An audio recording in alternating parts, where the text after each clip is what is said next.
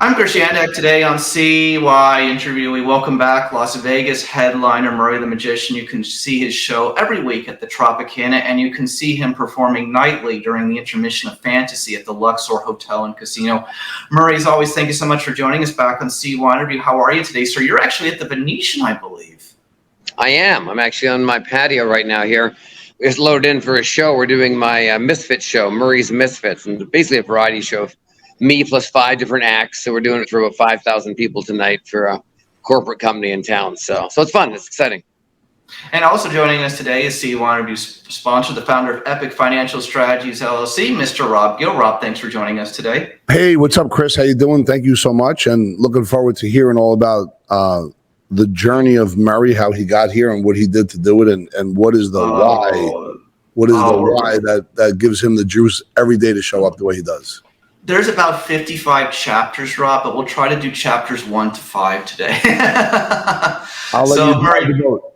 Yeah, I'll just begin with Murray. What's new? What's new at the Tropicana? What's new at Fantasy? What else new is going on since the last time we had you on last year? Yeah, all sorts of things. I'm kind of preparing now with my show at the Trop. I'm working on my second comedy special. So we're actually shooting that August 21st at South Point.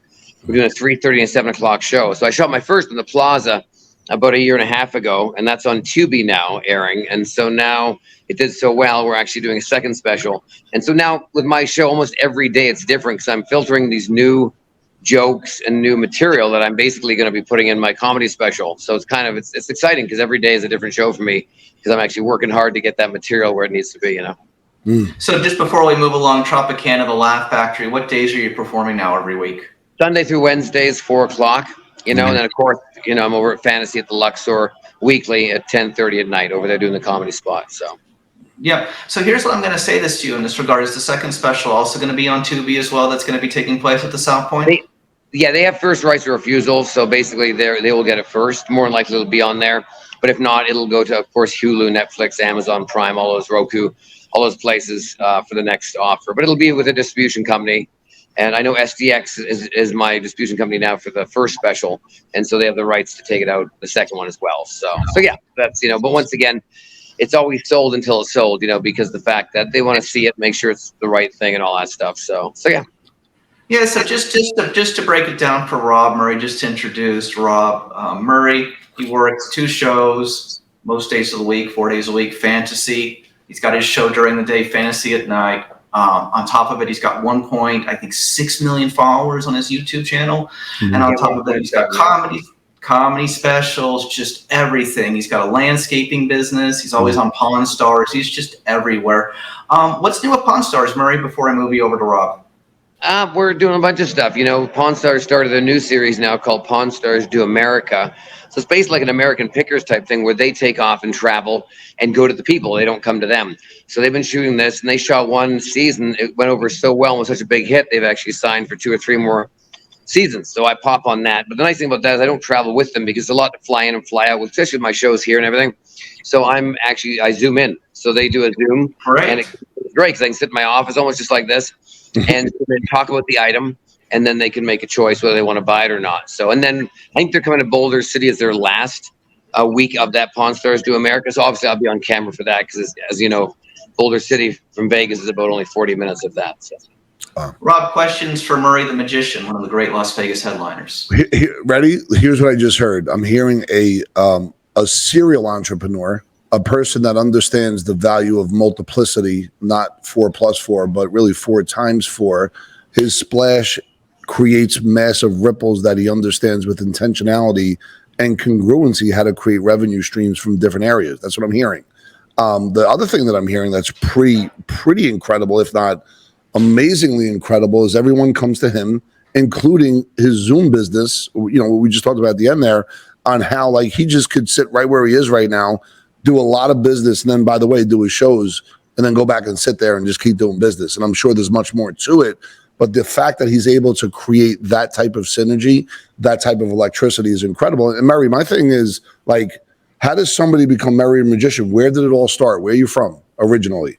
That's a great question. I always tell people I did it because I wanted to avoid education in school at all costs. So I became a magician. But I'm from Vancouver, Canada originally. And we grew up in a small town, it's small, not small now, but an area called Burnaby. And that's where Michael J. Fox came from. That's where Michael Bublé came from. Him and I were graduated, I think, a year apart and did some shows back in the day before we, traveled to the States and became who we are now. Yeah. And it's been great. I moved to the States in 1998. So I knew I needed to get to Hollywood. I needed to get to LA. I needed to get to television and also overseas and that. And of course, America has that possibility because, there's a lot of great opportunities here. It sounds like to me, like even in high school, you kind of knew what you wanted to do. And my question is, I didn't really, when I grew up, when I was 26, that's when I discovered what I wanted to do. How did you know at that age that you wanted to do at least what you were doing then? Like what was that like early on that even gave you that confidence?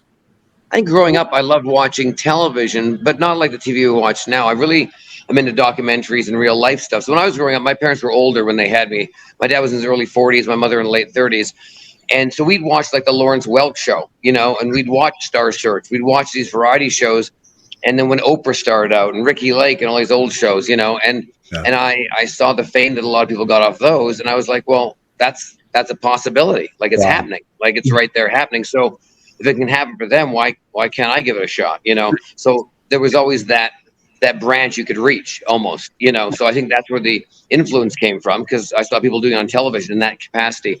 And like I said, I watched the Lawrence Welk show and all these other entertainers. And I thought, my God, that's amazing. And I started magic when I was 7 years old. I got a magic kit from my family and then learned it and continued, how to make money. And I thought, well, if I can put some ads out at the rec centers like they have on those walls, at the time Commodore 64 came out, first computer. I saved myself, and they had a program called Print Shop. I thought that was the greatest program ever. I made Christmas cards for people. I made birthday cards. I also made flyers for myself. Same time, though, I had a paper route, and I had to do 228 papers. Everyone got a paper, like the penny saver or the nickel, whatever you guys call it in your town, the freebie paper. And so I do it twice a week. And I think by the end of the route, I'd make $8 or $12 a day for doing the route. But every paper that was inserted inside, like a Sears or a Dillard's, I get half a cent more because it was heavier. And so I thought, well, hold on, if I'm doing that for them, why don't I print something off this Print Shop on the computer that was new, go to Kinko's, which you didn't have a Kinko's, then we had a Speedy or something like that, printed 280 papers, and as I was looking these papers into this newspaper, Sears Dillard's, I put my leaf-breaking flyers, my snow shoveling flyers, and my magic show flyers in these, so I'm getting paid to deliver an ad for myself, so why not? So I just kind of came up with that myself when I was like 12, 13 years old. So you learned how to get paid to market. Let's start there, which is why social media is a simple shoe-in for you, right? You understand the power of social media and how to create revenues. Your entrepreneurship started early.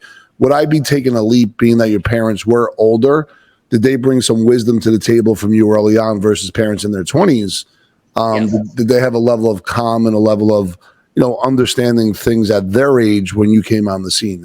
Am I stretching when I say that, or is there some kind of... No, they did, and I never came from a rich family, they worked hard. We didn't eat out unless Dad got a coupon out of the paper, and we did eat out for special occasions, birthdays or anniversaries. We wouldn't eat out to eat out. We really wouldn't. Mom cooked every night, and she'd go shopping, or they have a garden, so they'd grow some stuff in the garden.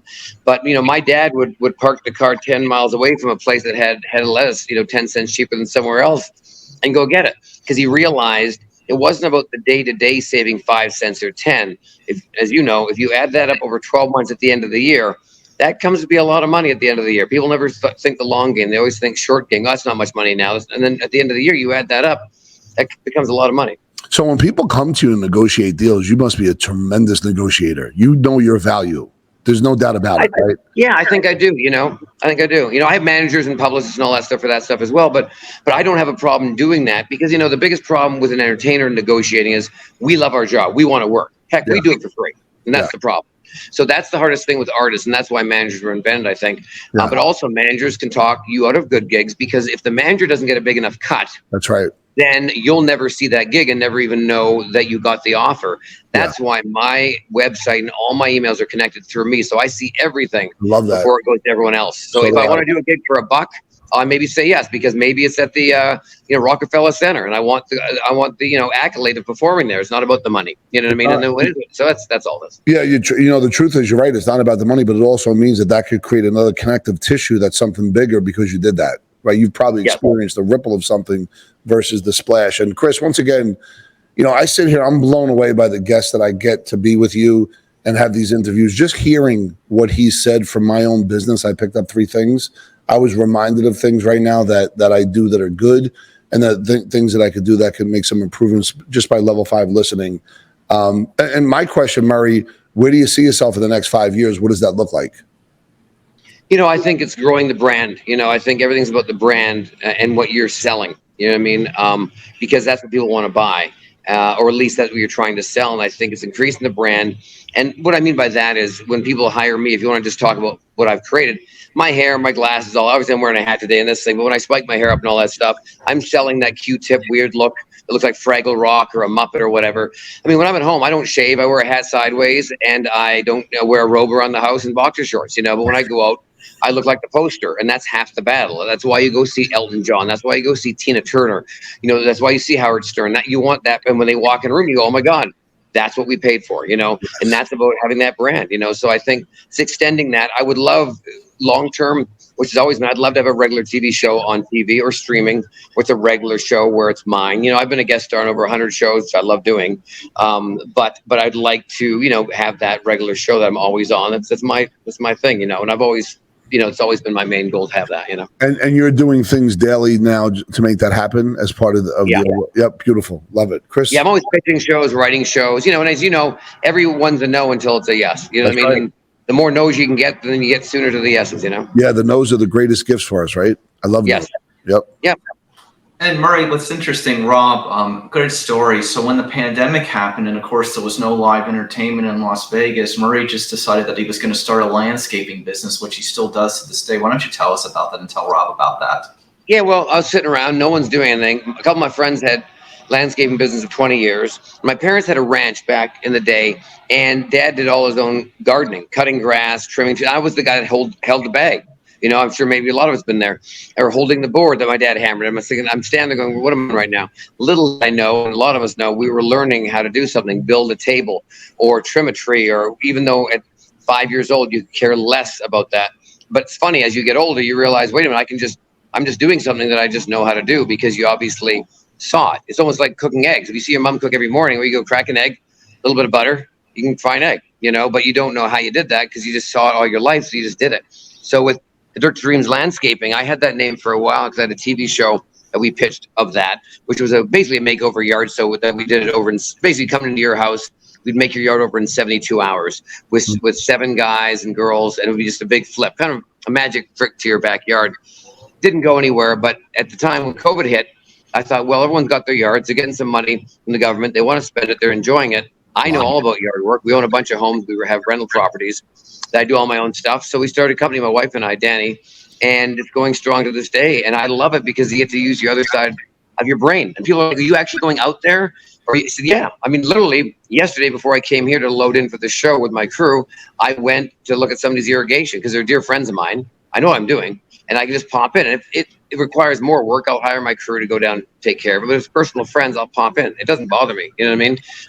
I feel like, like Matthew McConaughey, he's a very hands-on person as well. He'll hook up a trailer in a truck and drive across the states. He doesn't care how rich he is or who he is. He's doing what he wants to do. So I've always been that person, And during COVID, I hired a lot of entertainers to help me, and a lot of stage crew didn't have work. And I thought, hey, guys, you want to make a few bucks? Come work with me. I'll show you how to do it. It's not that hard. And we had a whole crew. And I said, man, people only knew the talent they had in their backyard some of those days. We had a singer, a magician, a ventriloquist, a stage tech. We could have done an hour show in these people's backyards, and they had no idea who we really were because I never really mentioned it if they didn't know who I was.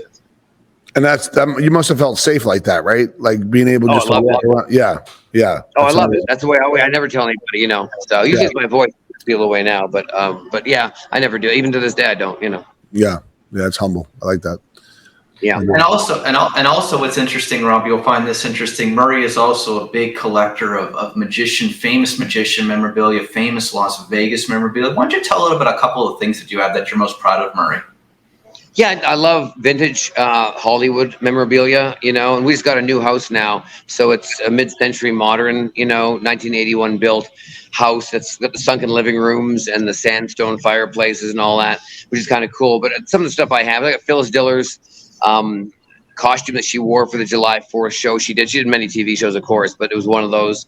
And I bought that off Debbie Reynolds and her collection through Todd Fisher, which is her son. and I got Debbie Reynolds suitcases that she used to tour with. I have Frank Sinatra's chandelier that was in his suite at the Riviera that they built for him when he came back to the Riv to perform when he was older. I got the chandelier over my dining room. My wife and I's dining room is Jerry Lewis's chandelier that he ate dinner for underneath probably 40 years from his Scotch 80s home after he passed and his wife sold the house. So all these sorts of things, you know, even our guest suite, if you were to stay at our house, one of our guest suites is Jerry Lewis's bedroom set. It's the beds and it's the armoire and the dressers and all that stuff. So we call it the Jerry Lewis suite. So I just love history, because the reason I'm doing what I'm doing is because of the people that were ahead of us. You know, I don't believe anyone's original. We're always copying somebody, but it's just finding that right little twist that makes it your own, you know, to better it or to make it different or more unique and more user friendly, you know. Yeah, the blue ocean, we like to call that, right? The blue ocean. Yep. And Chris, amazing. And Murray, listen, the next 5 years you have an outcome. When it's all said and done, though, like, you know, you purchase people's things in your house. These people have moved on, shuffled off this mortal coil. The dash between the day you were born and then the day you pass away. What is it like? Why are you doing all this? Like, what does it look like for you? That's a great question. You know, I think because it's something I enjoy. I think also it's fun to leave a bit of a legacy if you're an entertainer. You know, my wife and I are trying to have kids now, and because we love kids, and I'm not getting any younger, so I'd like to see my kids at their graduation, you know, and not be in a wheelchair or walker, or depend, you know. And my wife's younger than I am, so she'll be fine. But we're at that level now where I've got everything else, you know. And how old are you? How old are you currently? How old am I? I'm 49. My wife's 38. So I'm 52, and as you were talking about your parents, I was saying to myself, if I have another 3 kids, I know I could do it right this time. Like I know the map. Like I could create a map this time that's so much different. Sure. I know. I didn't do it wrong the first time, but it was like there's no game plan. You know what I mean? Like I'm scared. I'm telling you right now, I've done a lot in my life, and I'm a magician, which I wanted to make real money. I should have been a doctor, a chiropractor, marine biologist, all the things I wanted to be, firefighter. But being a magician is right down there by clown and juggler. I mean, I really put myself up for something. And so, but having a kid's the scariest thing for me, because I want to be perfect. I know everyone feels that, I guess, but you know. Yeah. Well, thank you for sharing that. I appreciate it. Yeah, there you go. Rob, do you have any advice for him? I don't think I think he's going to be just fine. You know what I mean? Like, I think that just from what I'm hearing right now, he will probably do an outstanding job. Thank you. I'll put that stamp of approval. Yeah. I appreciate that, man. Oh yeah.